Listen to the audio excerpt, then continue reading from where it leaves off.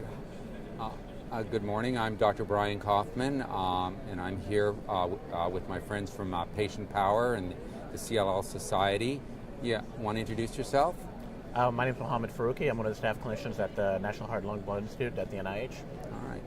So, Dr. Farooqui, working at the NIH, it has a little bit of a different mission. I would say, not even a little bit, quite a different mission than academia or the pharmaceutical industry in terms of the research that it can do. Can you kind of explain from a patient's perspective what the advantages and disadvantages might be of a trial that they could get through the NIH? Sure. So we have several trials, a few looking at just treatment trials, and a few of them that are specifically involved in the natural history of CLL, looking at the progression of CLL, how patients worsen over the course of time, specifically looking at bone marrow, looking at lymph node, looking at blood counts, and progression of events. Now that's a particular trial that we have about 250 patients on, and we're looking to increase the accrual so we have more patients coming in. And one of the most important aspects of CLL is to determine what is the pathogenesis and how people are worsening over the course of time. And that would give us more of an indication of what better treatments to use in the future. So would you be looking at clonal evolution in those patients? You'd be drawing specimens at different times and seeing what's going on with and without treatment. Am I understanding that correctly? So what the natural history trial is specifically just for patients who haven't been treated. So yes, Okay. we bank their specimens and we keep them over several years, and whatever we find interesting, we can go back and look to see. And one of the things would be, yes, to see if there's any clonal progression over the course of time. So can you give us a hint of what you found so far? Well, we're still looking into that. We don't have all the results back yet, but we're looking into that. All right. And one thing that I understand is through the NIH, the costs are quite different than in other trials. I mean, so tell us a little bit about that. Sure, that's one of the most important aspects of the NIH is that we're completely government funded. So once you are accepted onto a clinical trial, there is no cost involved. Everything becomes absolutely free, whatever is involved for research. So there's no insurance that's needed, and anybody that comes there can get whatever care they need as long as they're accepted onto a clinical trial.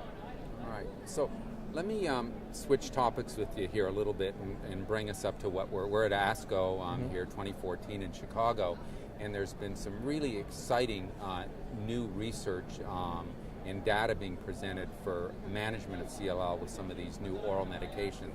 And I think both of us were caught by the ABT-199. And you want to tell us a little bit about what you saw and what you think's going on there? Sure, and just a little bit of background very quickly. In terms of all these kinase inhibitors, specifically ibrutinib, idelalisib, they have very, very good, amazing response rates, specifically mostly partial responses, not necessarily complete responses. And that's one of the things that we're seeing, that we do see remissions, but we don't see deep remissions, specifically looking at MRD.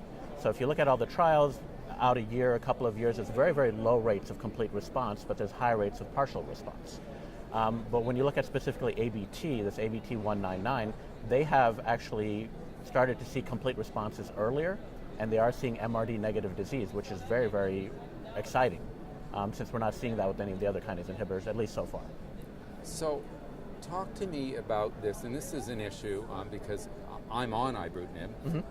Tell me a little bit about what you're seeing with people with this low level of disease. I know like with imatinib, which is sort of the poster child for targeted therapies, people walk around with a low level of disease, but it's a much, much lower level of disease, than people are walking around with CLL. So what do we know about the risks of that low level of disease with some of the TKIs right now? And that's a good question. The honest answer is we don't know exactly yet. Yeah. So there's two ways to think about it. One way to think about it is that, do we really need to get to MRD negative? Usually what the patients are most interested in is that they're comfortable and that they have a long life.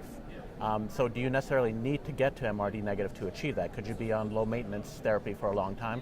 Are we changing CLL into something like high blood pressure or diabetes, where we can't cure either of those diseases, but we have medications to keep them stable? Now the other question, or the other opposite opinion to that, would be, well, if you keep them at low level MRD, then there is still some evidence that there may be clonal progression. Will you relapse at some point in the future? Those things we don't quite know yet. So there are some therapies, and there's several trials now looking at whether we should drop patients down to MRD negative and then start them on ibrutinib, or somehow get them to MRD negative while maintaining a maintenance level of ibrutinib. So specifically ofatumumab and ibrutinib, or rituximab and ibrutinib, or specifically giving a chemotherapy regimen before you start ibrutinib. Those are all novel ways to try to get patients down into an MRD negative status.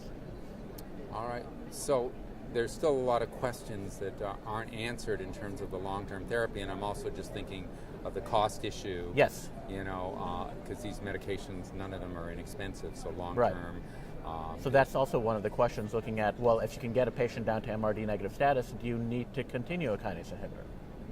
Right. Could you just stop it? And those are all questions that we would need to answer as well.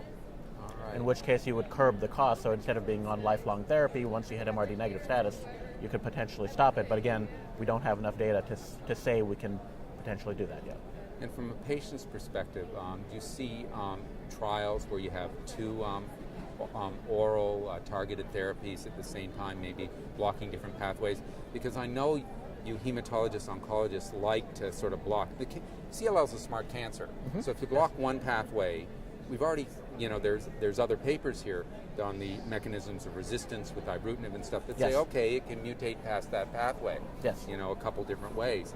So maybe it would make sense to block another pathway. I mean, that's what you do with these chemo cocktails. Mm-hmm. Is that part of the future, you think, for CLL treatment? Yeah, I think so, and I think we're sort of following the same paradigm as CML. So when imatinib came out, it was sort of the greatest thing ever. We've cured cancer, but then about 10 years later, we started noticing, okay, there's some resistance patterns, and that's when you have nilotinib and dasatinib and multiple other TKIs coming out too. And so the CLL, I think, will follow that same paradigm, where we've blocked BTK, which is great, seems to be working well, but there is probably escape mechanisms, which we're starting to see now. And you can sort of think of it as an antibiotic regimen, or with bacteria, that sometimes you need double coverage to kill the same bacteria, so there's no incidence of mutations or resistance to that.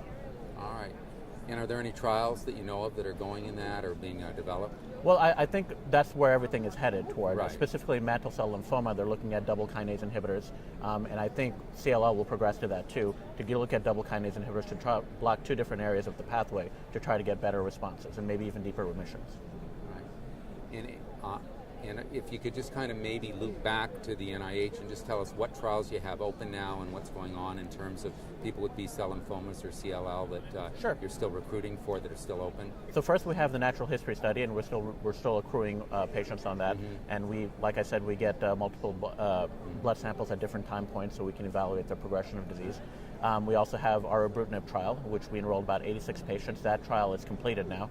We've had wonderful responses on there in all anatomic compartments. So we recently presented that at ASH of 2013. And the most important thing that we saw was that patients who have 17p deletion, in terms of response, are very, very similar to patients who have no 17p deletion. Now, was that both de novo and correct? And treatment naive and relapse refractory.